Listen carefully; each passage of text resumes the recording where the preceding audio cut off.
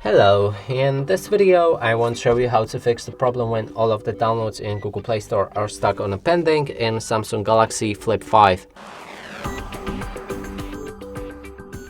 And to do this, first we'll need to open up Google Play Store, and right here we can't even begin to download because as you can see it says that I have no internet connection even though I've connected my phone with the Wi-Fi network. Now to fix this we'll need to open our settings.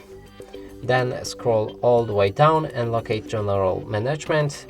Here we have date and time, and make sure that you activate automatic date and time settings. From here all of the issues should be gone, and as you can see now Google Play Store works fine.